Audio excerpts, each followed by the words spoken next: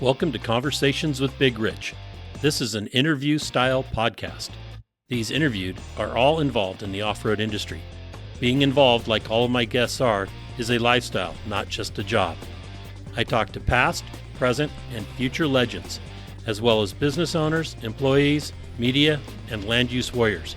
Men and women who have found their way into this exciting and addictive lifestyle we call off-road. We discuss their personal history, struggles, successes, and reboots. We dive into what drives them to stay active in off-road. We all hope to shed some light on how to find a path into this world that we live and love and call off-road. Whether you're crawling the red rocks of Moab or hauling your toys to the trail, Maxxis has the tires you can trust for performance and durability. 4 wheels or 2. Maxxis tires are the choice of champions because they know that whether for work or play, for fun or competition, Maxxis tires deliver. Choose Maxxis. Tread victoriously. Have you seen 4Low magazine yet? 4Low magazine is a high-quality, well-written, four-wheel drive-focused magazine for the enthusiast market. If you still love the idea of a printed magazine, something to save and read at any time, 4Low is the magazine for you. 4Low cannot be found in stores, but you can have it delivered to your home or place of business. Visit 4lowmagazine.com to order your subscription today. My guest on this week's episode of Conversations with Big Rich is Ben Burr. Ben is the Executive Director for the Blue Ribbon Coalition. We will talk about Ben's history, what led him to BRC, and the many fights that they have going on to keep public lands open to all. Good morning, Ben Burr. How are you doing today? I'm doing great. How are you, Rich? Excellent. It's good to get you on here. I don't think we've actually had a discussion or talked previously. I know a lot of the people that are on your BRC board of directors, and I've heard a lot about you, so I'm looking forward to this interview and finding out more about you. Hopefully it's the good things. Oh yeah, nothing but good so far. But we'll get into all that. The first question I want to ask you is, where were you born and raised? Yeah, so I was born in Provo, Utah, and I grew up around that Utah Valley area, up around Provo and Orem, and went to high school at Mountain View, went to college at Brigham Young University. So kind of that northern Utah area is where I was born and raised, and grew up there through most of my young adult life. And then by the time I'd gotten married and started working, I went and worked in Washington, D.C. for 7 years. So I lived out there for a period of time and worked in the United States Senate. And then when we left D.C., I moved back to southern Utah, and I currently live in New Harmony, which is about 30 miles north of Sand Hollow.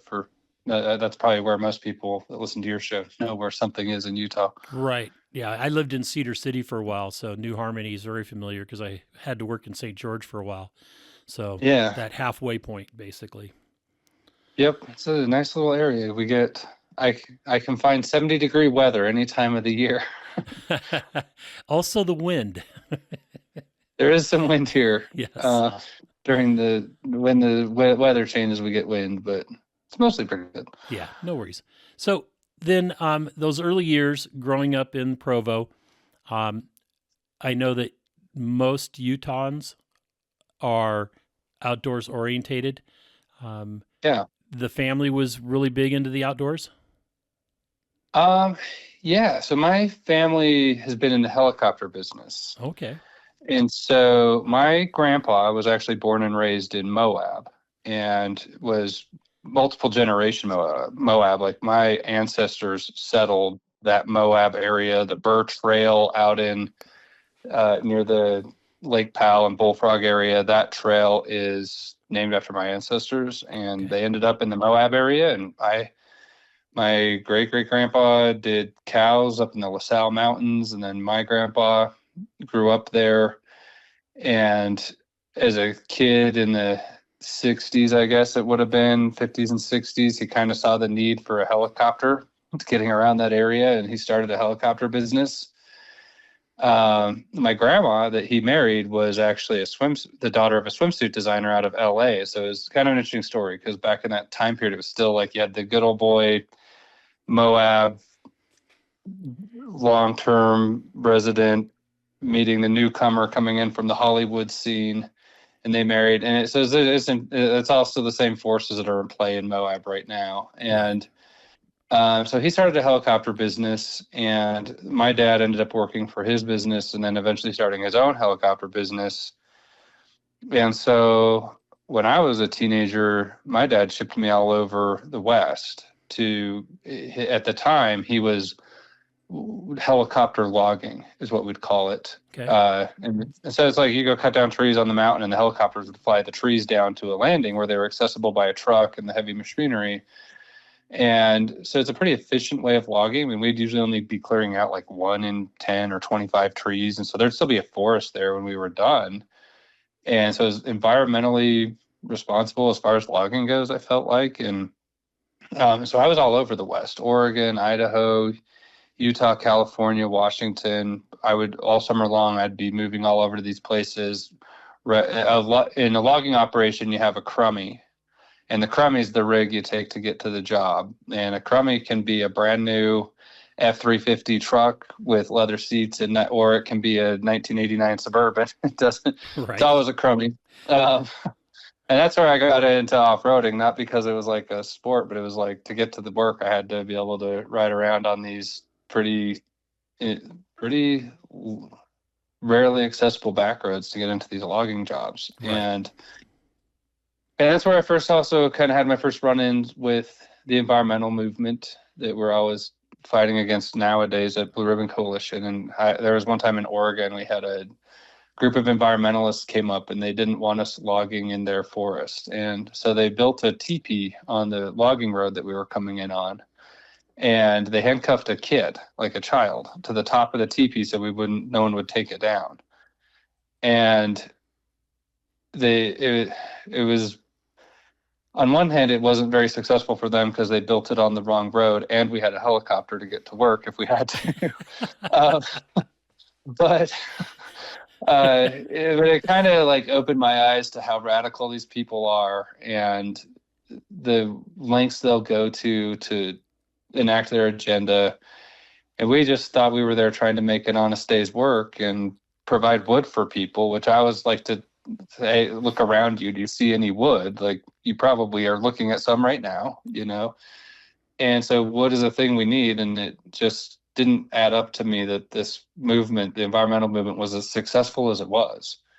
And so I've spent a lot of time thinking about that. And when I worked in DC, it was something I kind of was an advisor on these issues, even though that wasn't my primary responsibility in the Senate. I was always the one that the legislative assistants would come and talk to about these issues just because I had pretty deep life experience working on these public lands. And I remember as a kid laying on the floor of Forest Service offices, coloring Smokey Bear pictures when my dad was negotiating logging contracts. And so I've been working with these agencies and in these public lands for a long time, as far as I can remember. And of course, we'd also recreate. I mean, we played hard. I mean, my family was always into boating. We'd go to Lake Powell all the time. We had snowmobiles. We had all kinds of off-road vehicles. I loved to go disperse camping on public land. And I do a lot of non-motorized recreation too. I'm a snowboarder. I like mountain biking. I just bought an e-bike. I like to hike. I think a lot of people, I think these groups that they try to put us in are arbitrary. I think most of us belong to a lot of different groups and find value in all kinds of recreation. And so, yeah, I think to answer your question, I'm pretty outdoorsy and intend to be so for the rest of my life. So when in school, you were a good student? Oh, yeah. Yeah.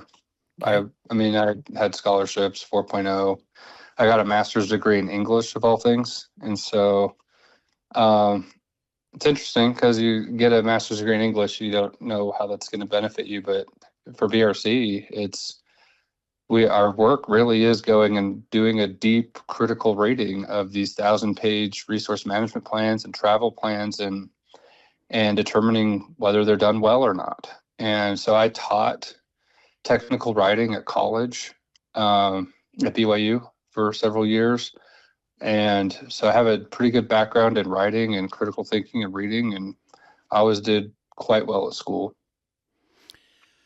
And when you were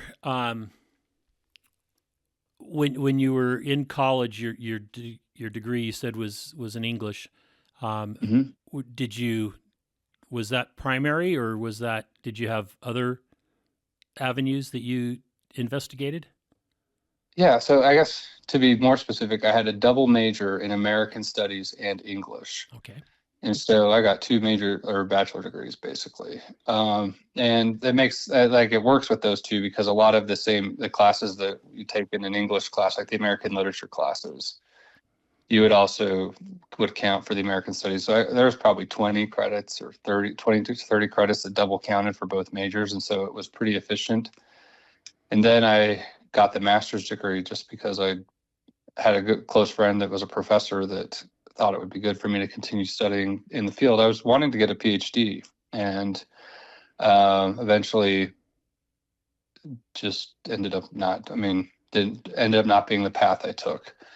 And so, but yeah, and it was, so that double major was also American Studies. And so I took a lot of classes about like political science and economics, and like you kind of get a broad range. It's a cool major in that you get to study a lot of different things. And that's also probably where this knowledge I have of how the American system of government works is from all those classes and those studies. And yeah, so I mean, that's kind of my educational background.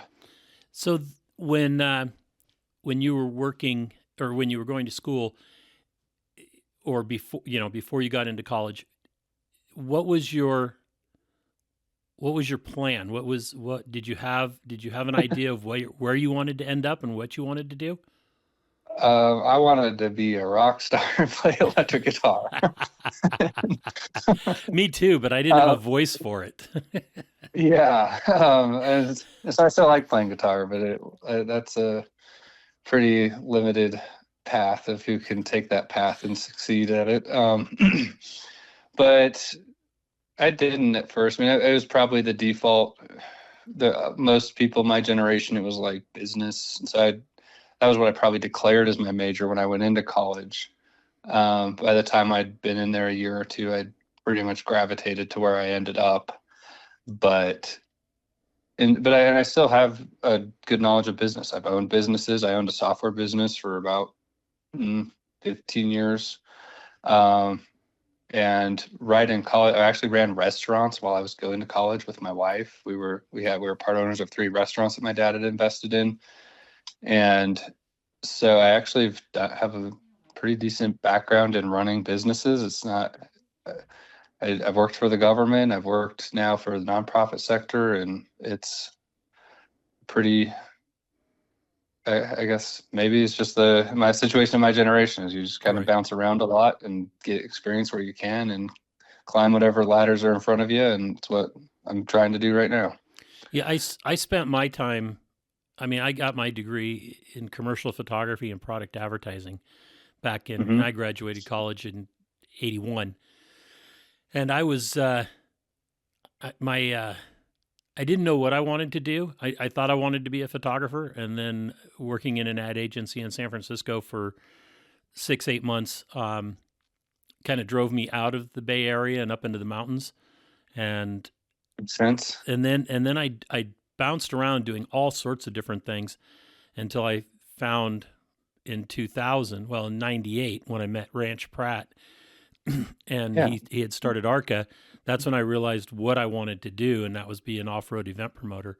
And it was, it wasn't anything that I had ever done before except, leadership skills that I'd learned in scouting and running businesses, everything from landscaping to wood cutting, to working in automotive shops and, retail automotive shops and, running large, 128 person crew, that kind of thing. But it was, I found my niche. When you were going through your various things from software and in working in the Senate, and the logging and everything, were you just trying to find what fit, or was it all a master plan? There was not a master plan. Because I got bored. Yeah, no, you bring up ranch, and he's always like wanting me to come up with plans, and it's like I have one now, but it's not like that's not my personality type, is to just have this meticulously thought out plan. I'm kind of I'm going to go and I'm going to do the best I can at the thing in front of me, and then whatever opportunities come from that, then I'll keep it. It's kind of like climbing a mountain. I'm going to get to that part I can see, and then once I get up there, I'm going to see what else I can see and go to the next part. And but yeah, I mean, like running restaurants. I mean, we were running restaurants, and it turned into, we'd gotten asked to do some. It was when charter schools were becoming really popular in Utah, right? And they wanted school lunches brought in. Like, they didn't have cafeterias, and so we started a catering program for school lunches.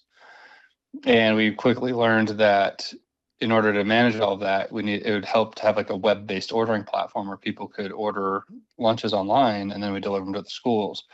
And that's where I built this software program that was basically just online ordering for school lunches. And once we built the program, we were like, well, we could just license this to all kinds of people. And so that's what got me into like web-based entrepreneurship. And once I spun off that software platform as its own business, that got me learning SEO and social media marketing and pay-per-click ads and all of those things. And it was that training that kind of caught the attention of, worked for Senator Lee from Utah, and I was his digital director. And that's because of all the work I'd done doing e-commerce. And so I went and helped him build his website, manage his social media accounts, and one of the first in the Senate really to be hired specifically to manage a digital media operation within a Senate office, and built him a massive platform that he still is growing that today. And so it's like one thing grew to the next, grew to the next, grew to the next. And if you would have said you're going to go from restaurant to politics, I would have been like, that sounds fun, but how am I going to get there? Like, it's not right. What's that transition look like? But that's what it looks like. And so, but then to go from like Mike Lee's office to executive director of a nonprofit that's fighting to keep public lands open in the West, that's actually a pretty natural step, I think. I'm definitely, that's like usually the Senate staff. I mean, you can either go become a lobbyist and that's not what I chose to do. I mean, my dad, he actually died in an accident in 2017. He was up doing it's called I guess it's like reclamation work on the Bryan Head fire. And so after that fire burned, you had this situation where the ground was really unstable in the soils. And so they'll pay helicopter companies to come in and drop straw mulch all over the burn scar. And that's what he was doing. And we don't know what happened exactly, other than we think there might have been a rock or something in the net with the straw, and it somehow hit him. It's like this freak accident. You probably couldn't recreate it in a simulation after a million tries. And that's why I decided to move back to Utah and help my mom kind of deal with some of the aftermath of that. And you watch, I mean, my dad had built this very successful business, had done some great things with his life, but was kind of still had a lot ahead of him. He'd saved up a lot of money, and he and my mom were going to go travel a lot and just make their impact. And it's not that he hadn't up until then, but he died at 58. And I was like, geez, I'm not going to wait. I'm going to go make an impact where I can. And so I went, and leaving Mike Lee's office, I'd met a guy who was a Forest Service supervisor who was helping ranchers kind of deal with their problems with the BLM and the Forest Service. And this was right after the Bundy situation had kind of flared up. And then we were dealing with the aftermath of that. And I'm just like, these ranchers need help. They don't know how to manage these federal agencies. And so I met this guy, and he's like, well, I'll teach you how to do that. If you'll come work with me. And so I worked with him. My opinion is the federal agencies don't even know how to manage themselves. Yeah, well, I mean, but there's definitely an agenda that's enforced. Just as much as there's an agenda to kind of close off all our primitive dirt roads, there's certainly an agenda to remove the public land cattle ranching operation off of our public lands. Yes. And so these ranchers are really up against a juggernaut of multi-billion-dollar environmental movement, a whole army of lawyers, and an army of bureaucrats, and they just don't. It's not the kind of people they are to want to go be in that world. They just want to go out and run their cows and maintain their livestock and their livelihoods. But then I found they kind of fight with each other a lot, as much as they fight with the government or anybody else. And so I have a lot of sympathy for them, and I've helped them. And that's where I kind of learned how to do this public land advocacy work and the administrative advocacy work. And as I'd done that, I'm like, this is dumb. Like, I was kind of doing this as a for-profit business with these ranchers. And after about a year of that, I'm like, this is a dumb way to do it. There's so much money out in the political space where if there's a nonprofit that's doing good, important work, litigation strategies, litigation advocacy, like administrative advocacy, lobbying, like if you can build an organization that's doing all of that, there's money out there that will support that. And so, like, it's dumb that these ranchers are having to fight tooth and nail for their livelihood when there's a lot of money that wants to rein in the administrative state politically. And so I've been thinking a lot about how to, and that's where I kind of made up my mind that this eventually has to be done with a nonprofit. And so I was looking into setting one up, which was when I met Spencer Gilbert, who was the executive director before me. And he just told me, look, setting up a new one, you can, and it looks like you have the skill set to do it, but it would be a dumb idea because Blue Ribbon Coalition has decades of legal standing established, and it'll take you years to get anything meaningful done just to catch up to where Blue Ribbon Coalition is now. And so he's like, it'd be better for you to come and revive this organization and build it into what you're wanting to do here. And that was a pretty compelling argument once I started looking through the legal files that we have. And I mean, there's cases we're looking into right now that we started them in 2011. The Moab thing, everyone felt like that happened suddenly. It started in 2008.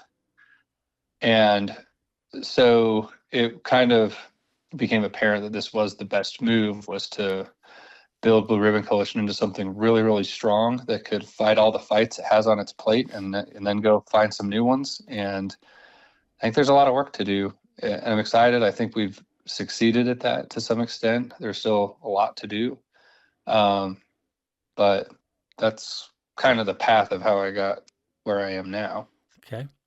One of the things that I've always noticed, I've been in off-road since 83, 82, 83, when I first went up on the Rubicon, and I kind of like got rid of my backpack at that point and started to wheel. And it was, what I noticed back then, at least in Northern California, is that there wasn't much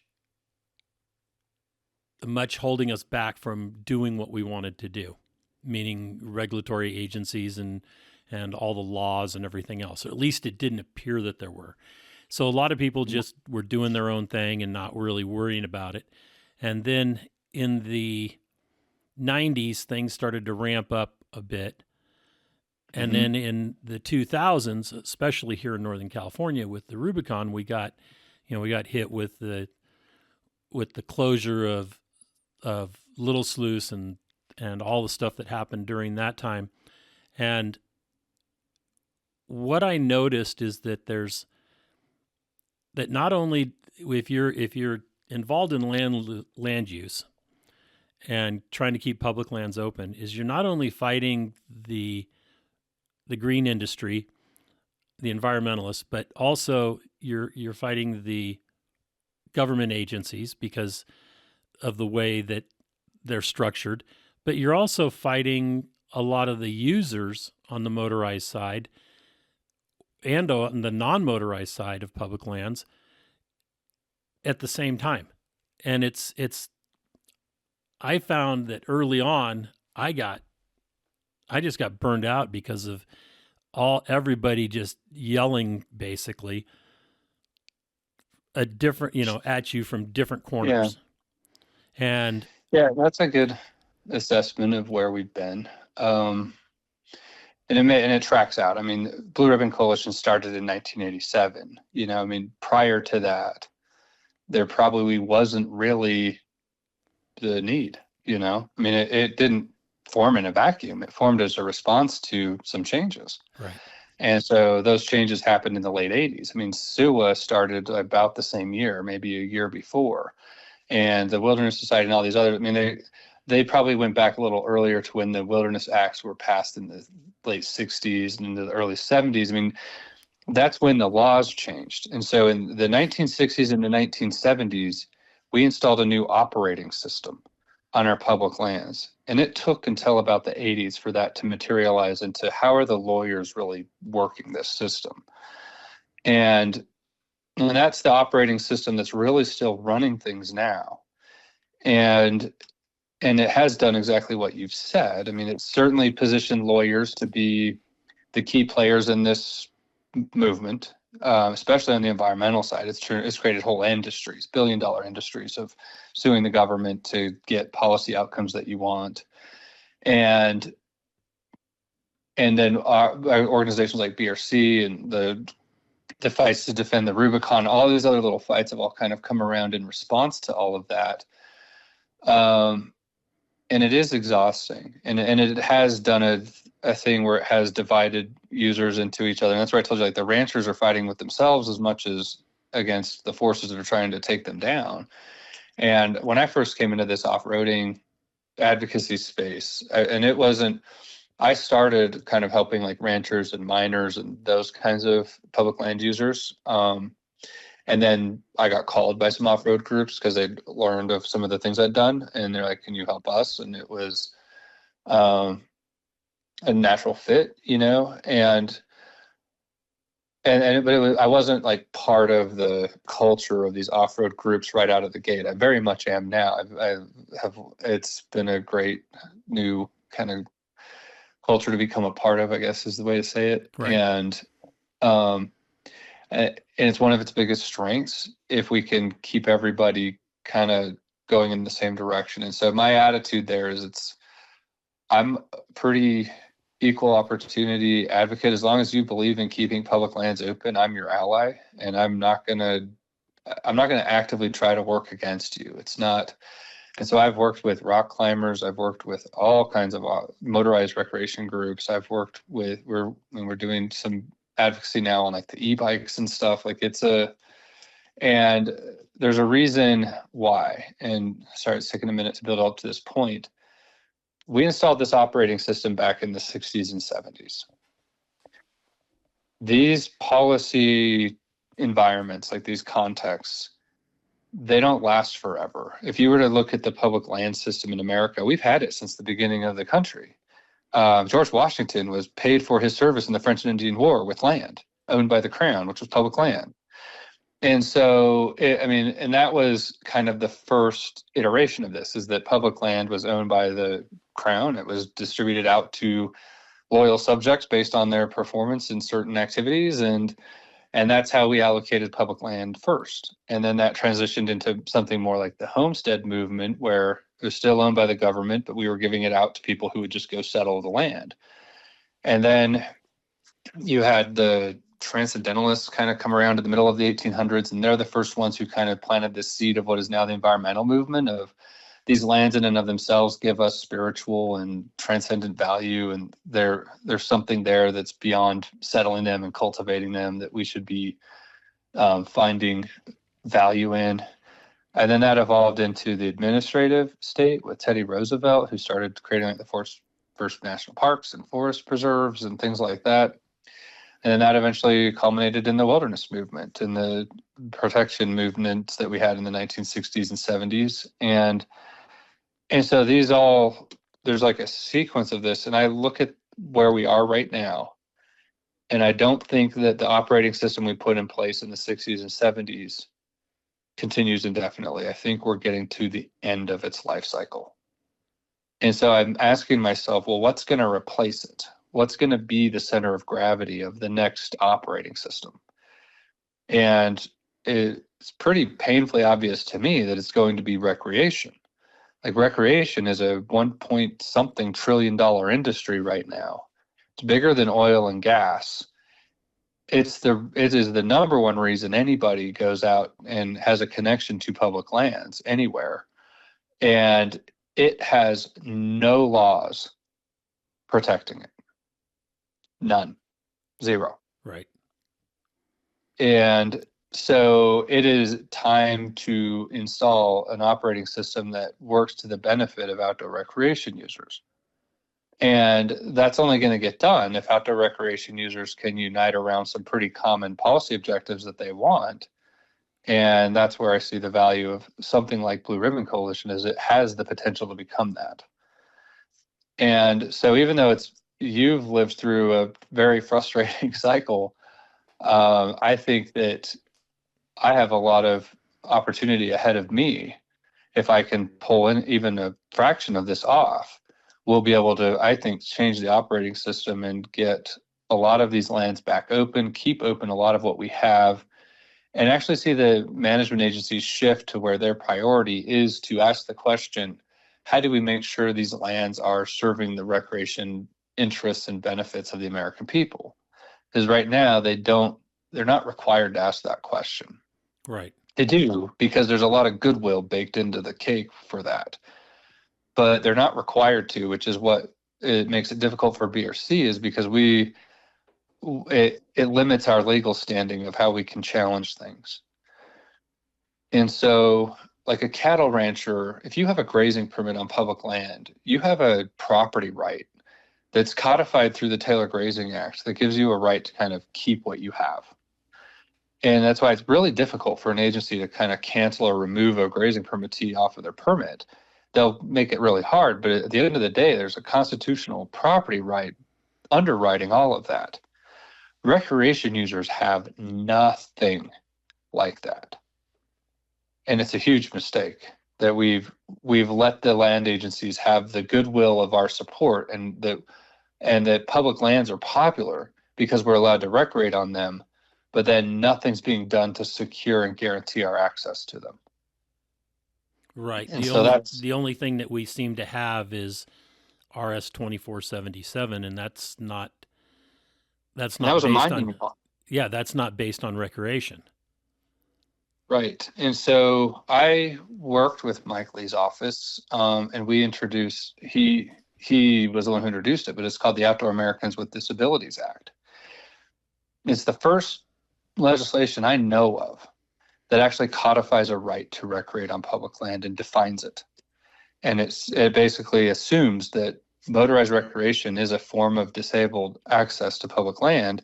And so for land managers, to accommodate the health benefits and the public benefit that comes from that recreation, they have to maintain a certain level of route density that's quantifiable, measurable on a map. And if they go below that, they have to either create new routes, open old ones that have been closed. That's what I'm talking about when I say we have to create rights, statutory rights to underwrite and protect our recreation.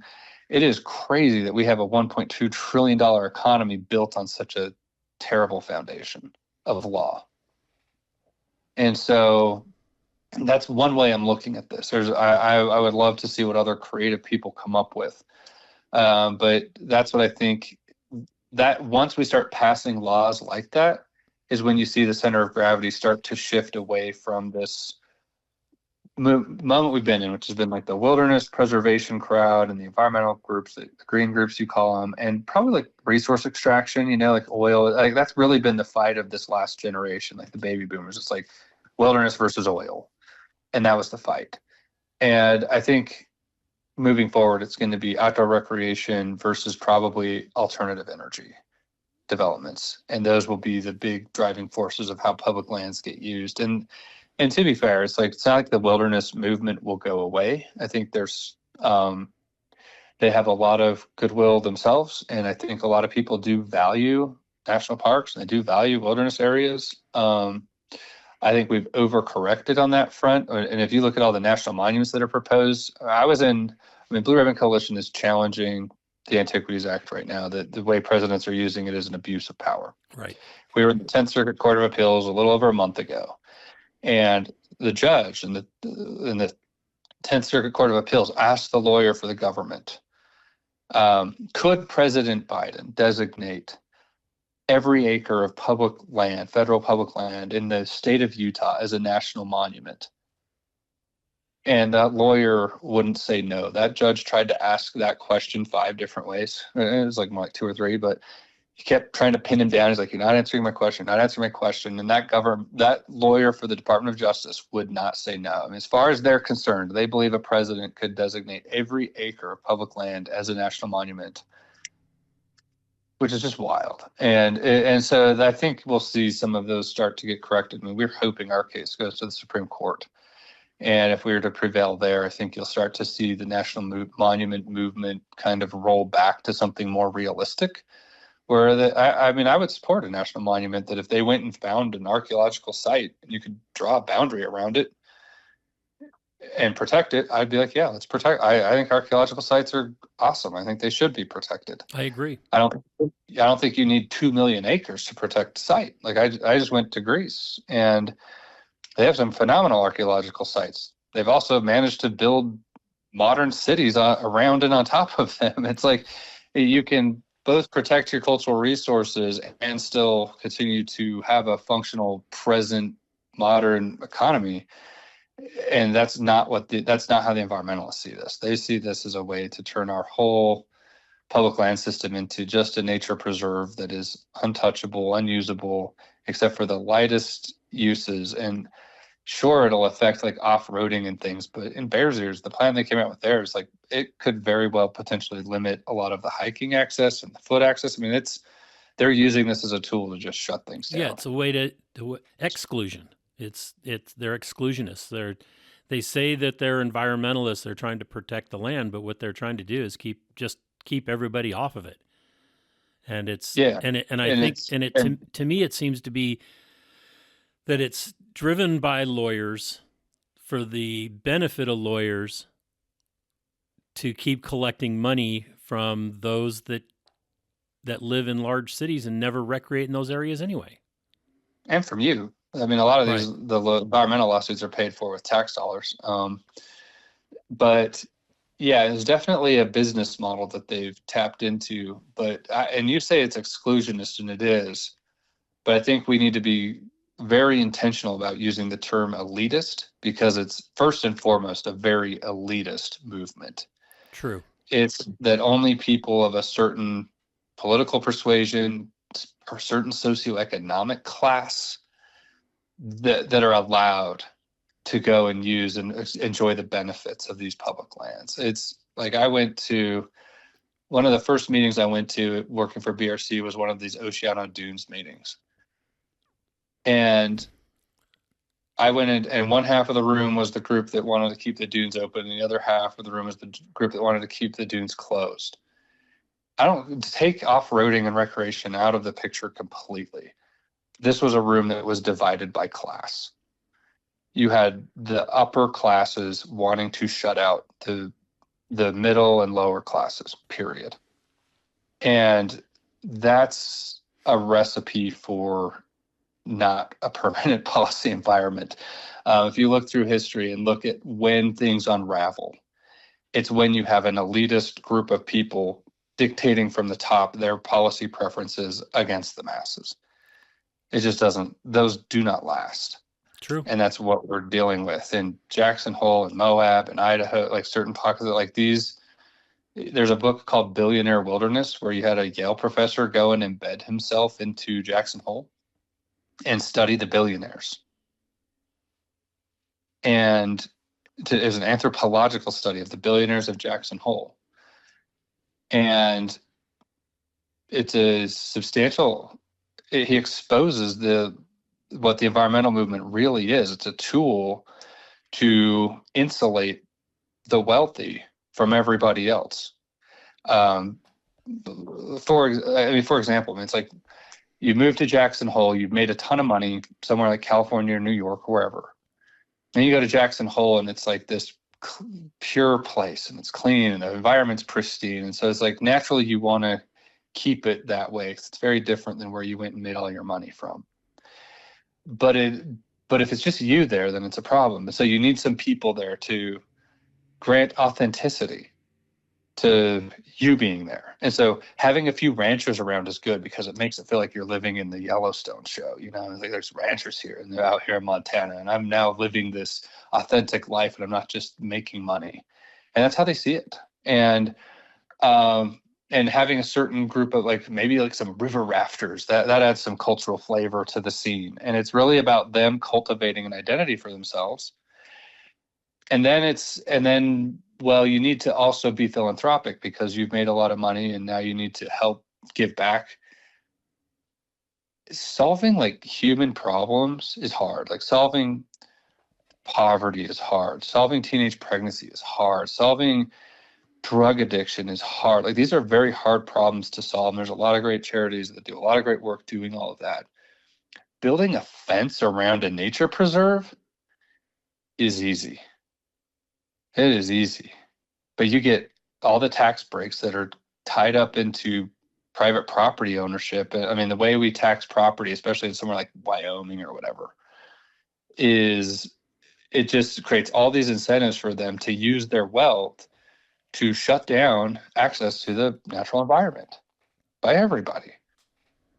And then that creates the housing scarcity problem. And you look at these people in Moab freaking out about how they can't afford to live there anymore. It's like, this is why.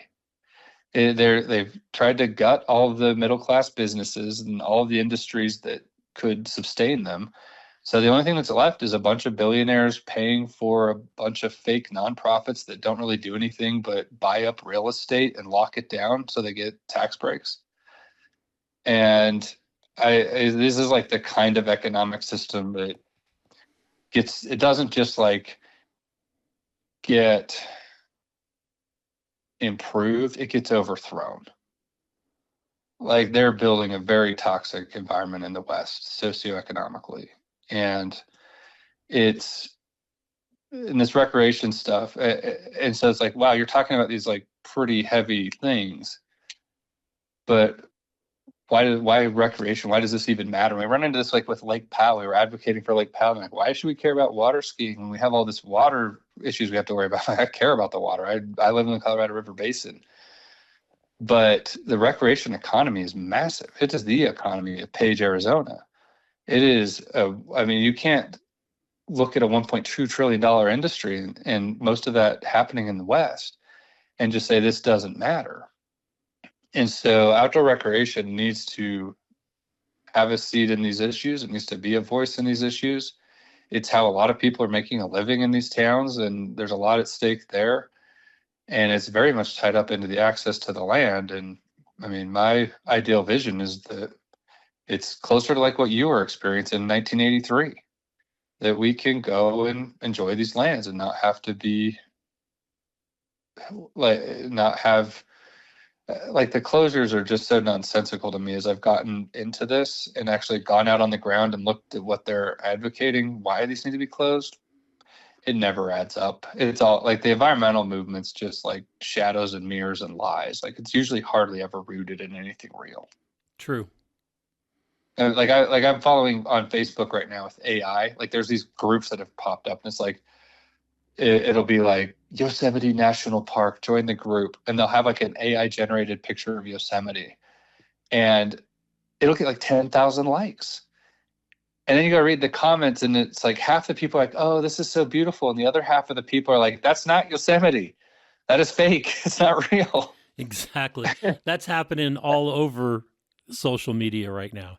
It's crazy. That's been the environmental movement since 1987. I mean, they've been like photoshopping and selling a fake version of nature, right, to prop up their industry since the beginning. Yeah, they take one area that might say like where motorcycles are ridden, and try to force that upon you as that's how the whole West is, especially to those East Coasters, the people with money that are sitting there looking for some way to get a tax write-off. So they donate money to the green industry. It's like we should start a nonprofit, Rich, where we're just trying to protect the AI landscapes on Facebook. There you go. And just be like, save this place, donate money. We'd probably print money.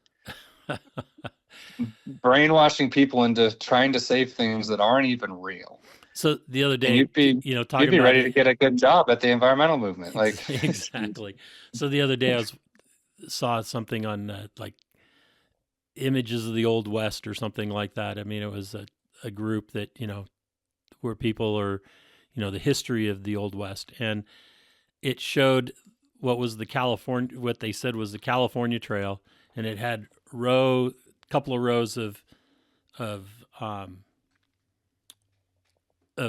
immigrants, going across the country in their wagons and, Calistogas or whatever. And there were no horses except for the ones being ridden. And you could totally tell it was an AI photo because those wagons weren't going to go down the road on their own, down the trail on their own. There was no horses in front of them or oxen or anything pulling them. And people were going, "Oh, what a great photo," and stuff. And it's like, do you realize that, first of all, when this photo says it was taken, there was very few cameras and photographers out there that could capture a scene like that, especially one that had movement, or was showing movement. Right. It's like, are you people that dense? Come on. But, same thing happened after the hurricanes, or, that hit this year with, where it showed people, in there, there's one that really caught my eye, and it was this girl in a boat with a life raft, with a, the dog. Yeah, that, and it was, and it was, but the first one was that, that was the Asian girl with the German Shepherd saving her. That one's the one I said, oh, look at, we need our rescue dogs.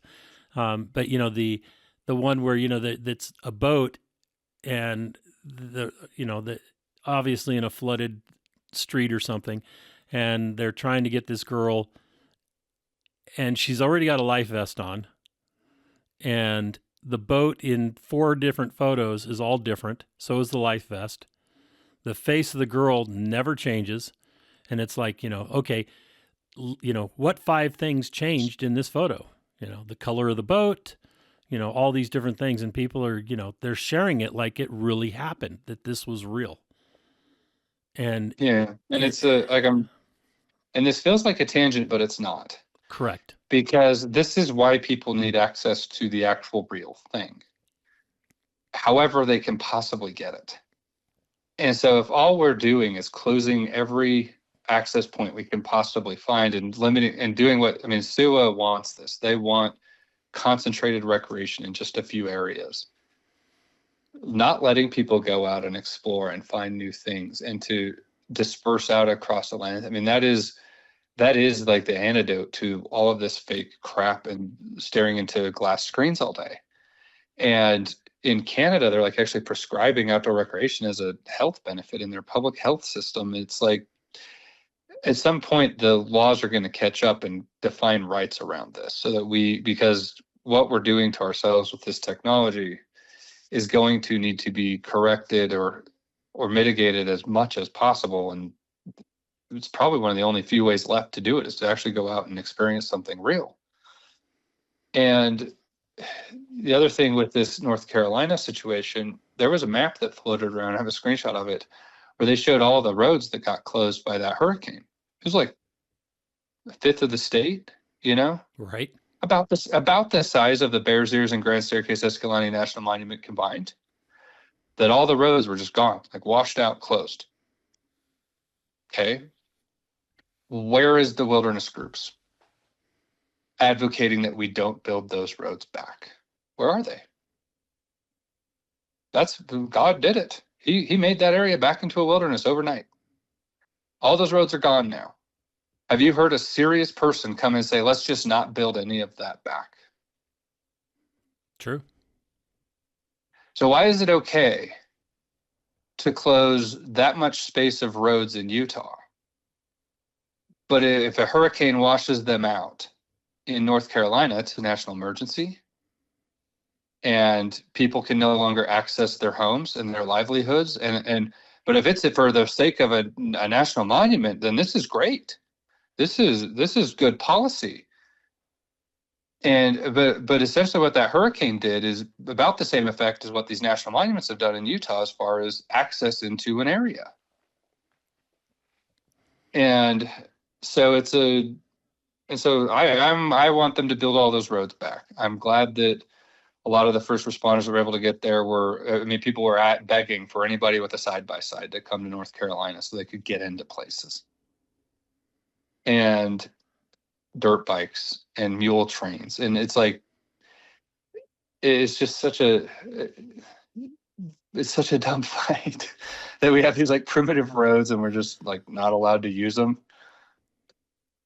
because the government said so, when if the same roads got washed out in a hurricane in another state that doesn't have federal public land, then it's a national emergency.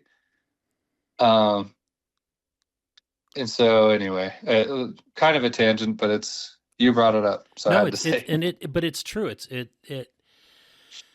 that scale, that people don't think about, the balance. What's happening in one place and what's happening in another. Just because it's not as populated an area doesn't mean that it should be totally shut down, because people still go there to recreate. Maybe they don't live there, but they go there to recreate. They go there to explore. They go to get away. But people do live there, and part of the reason that fewer don't is because they can't, because of these kinds of restrictions. True. And so and there are people that rely on their livelihoods in these areas. And that's why, our case against the national monuments, we have like a rancher that's with us. We have a mining claim owner. We have a private property inholder. We have all our off-road groups. Like there are people that have livelihoods in these areas. And so it'll be interesting to see how it shakes out. We're obviously going to fight hard, and we're going to have to, because whatever happens with the election, I don't know when your podcast comes out, but for those listening, we're talking before the election. And so if you listen to this after the election, we don't know what happens. But whatever happens, it's possible that Biden's going to do a bunch of, he will be a lame duck, period, because he's not running. And there's several in California they're looking at. One that's just north of Glamis. There's one in the south of Joshua Tree National Park that covers an area when we're looking at this one and what it's doing to an area called Mechacopia. I've just started seeing groups in California posting about this Range of Light National Monument or whatever, which is between the parks. And we put out posts on that years ago. And I'm glad people are starting to wake up to it now, that it's probably an imminent threat that this gets designated in the next few weeks. But the only real shot of reversing a national monument in California would be this if the Supreme Court declares that these 1,000,000-acre monuments are an abuse of power. And we're one of the few groups fighting that fight as far as we possibly can. So what is a call to action? What can people that listen to this do besides just sit here driving their car or at their desk listening to this? What can we get them to do? Well, I'm biased, but I'm going to tell you to join BRC, because to my point, it's we were talking about that monument years ago, and we set up action alerts on everything we talk about, so you can either contact a member of Congress, contact the agencies, and get involved in these issues. And you're going to have to be a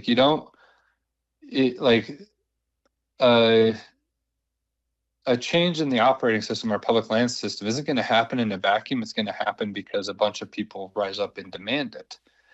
That's what I'm trying to organize together, groups of people willing to do that. And so if you become a member of BRC, you'll get dialed into all the work we're doing to help you do that. And it's we've talked a lot about national monuments, but when we're involved in about 200 to 300 actions a year right now. Me and my team, we're in several lawsuits right now, and we're covering a wide range of issues. We're challenging the monuments, we're challenging the closures in Moab. One of the biggest legal victories we got this year is we challenged the film and photography permitting guidelines on public lands on First Amendment grounds. And we got an injunction to where if you're a member of BRC, you are not required to comply with the film permitting regime right now.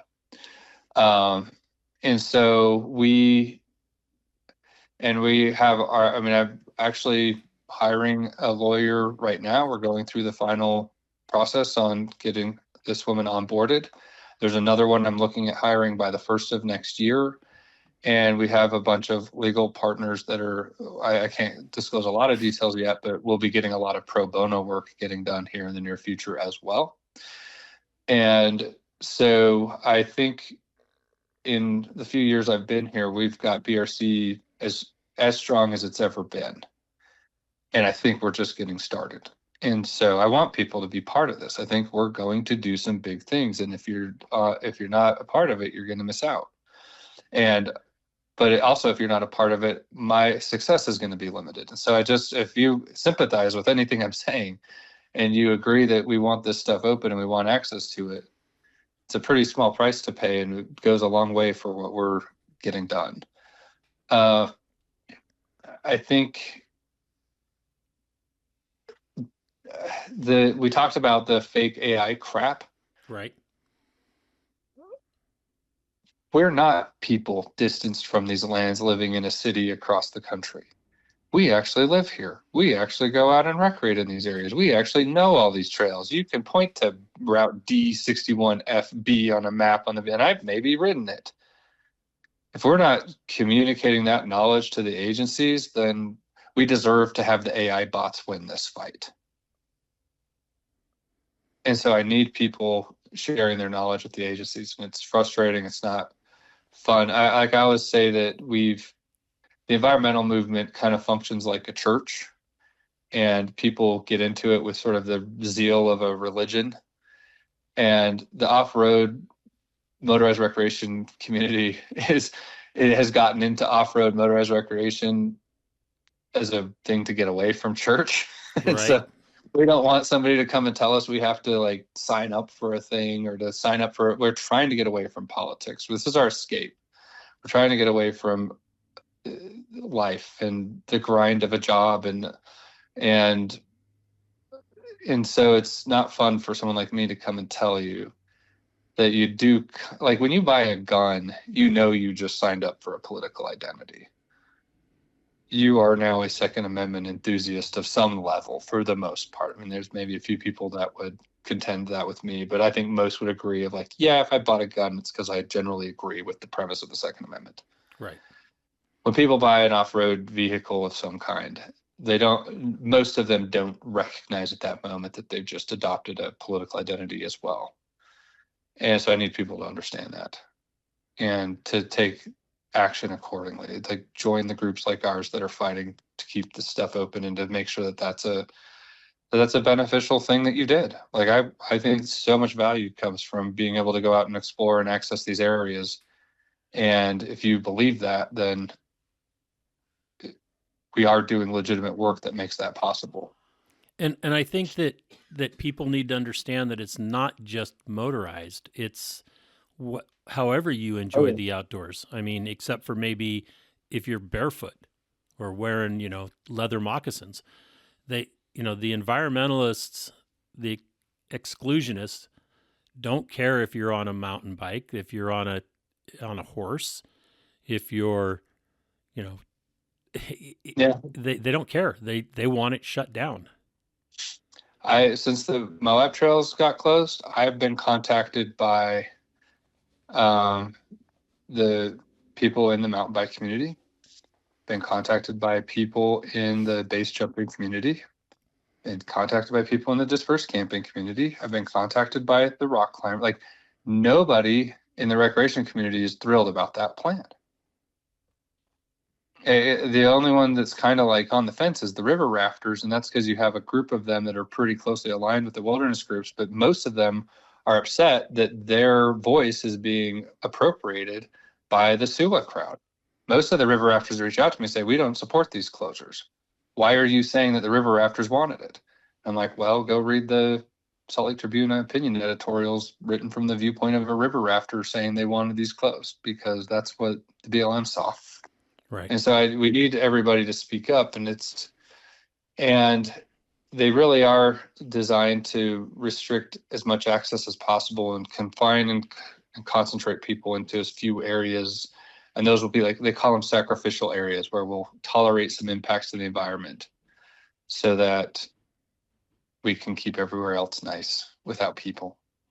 And so if you recreate outdoors, you're on the list. I mean, the first group to come out opposing the Bears Ears plan wasn't us. I mean, we're still going to oppose it, but it was the sportsmen's groups. And everyone always asked me, was like, well, why don't the sportsmen support you? I'm like, oh, they sometimes do, but there are some hunters that kind of like wilderness. I mean, when you're out hunting, you kind of like the idea that there's not other people out there for safety reasons and for territorial reasons and all kinds of things. But then they closed target shooting in the whole 2 million acre monument of Bears Ears. And now the sportsmen groups are all planning to sue them. I'm like, that's nice that you guys are here now, finally recognizing that you're on this list. You are the target. And that's when I say these things eventually change. They're not permanent, is because of this stuff we're talking about. Like, the change is already happening right in front of our face. Yeah, it seems that nobody wants to get involved until it specifically affects them. Which, if that's you, great. Still get involved when it affects you. Here we are. Right. Come join us. But it would be nice if everybody got involved ahead of time, because normally by the time that they're kicking the door down, it's too late. Or not. It is not too late if you join. If you'll support me, because I've been preparing for it.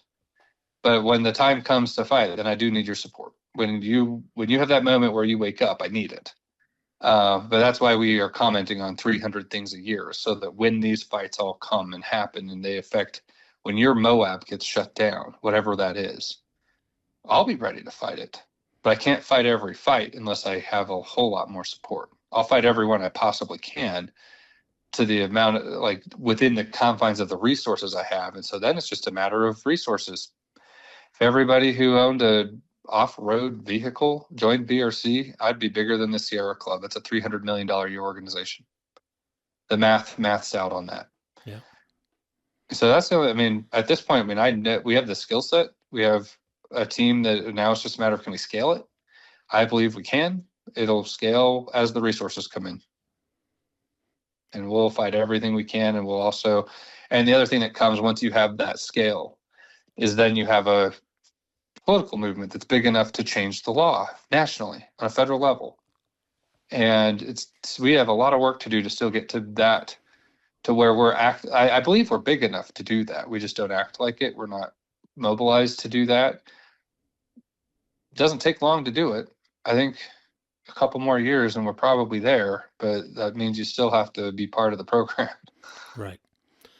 So the call to action is join. Get involved. Get involved at whatever level you can, and then the reason I say that is because once you're a member, then I can educate you on all kinds of things you can do if you want to do more. We get tens of thousands of people every year making comments on these plans. Same thing, contacting members of Congress. I like people to go follow us on social media. Like SUWA right now is paying a fortune. I know how much they're paying for the ads they're buying. And they're paying a ton of money because they don't have an authentic organic movement. But I get the same reach on my social media channels just because people are following us. They're sharing our stuff. It's all free. It's no money. But if you just do that much, now I have a leg up on these groups that are trying to shut everything down, and I don't have to pay for it. And so I can use my resources more strategically than on they're just the ads they're buying are they're kind of the dumbest digital ads you can buy. And good for them. They have money to burn. They should do what they're doing. But we actually have an organic movement of people that are fired up about this. And the more that grows, the better it just all snowballs. And that's what we're trying to do. Excellent. Very good. Well, Ben, I will join. I'll make that commitment right now.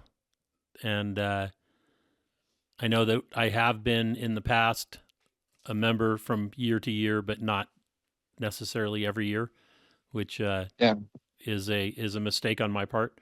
But I want to say thank you so much for coming on and explaining and talking about your life and what you're doing with BRC and, what we can do to help you. Yeah, no, I appreciate you having me on the show. It's one I have followed from time to time when it pops up in my feed, and it's people I all know that are part of this movement, and I give it a listen. So I'm glad to be part of it finally. Well, thank you, and I'm glad that we were able to have this conversation. And I'm going to say good luck. I'm saying that actually from the deepest part of my heart. Because it's not an easy road to haul. Just trying to do things locally just totally frustrated me, and I can't imagine trying to do what you're doing in the, with the reach that you're trying to get with everything. So I appreciate what you're doing.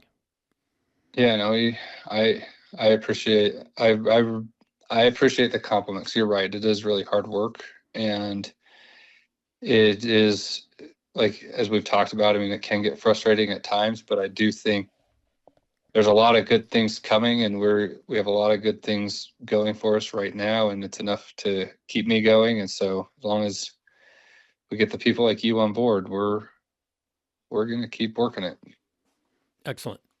All right. Thank you. And I will continue to share and follow, and we'll hopefully make a difference. All right. Thanks, Rich. All right. Take care and have a great day. You too. Thank you. Bye-bye. Well, that's another episode of Conversations with Big Rich. I'd like to thank you all for listening. If you could do us a favor and leave us a review on any podcast service that you happen to be listening on, or send us an email or a text message or a Facebook message, and let me know any ideas that you have, or if there's anybody that you have that you would think would be a great guest, please forward the contact information to me so that we can try to get them on. And always remember, live life to the fullest. Enjoying life is a must. Follow your dreams and live life with all the gusto you can. Thank you.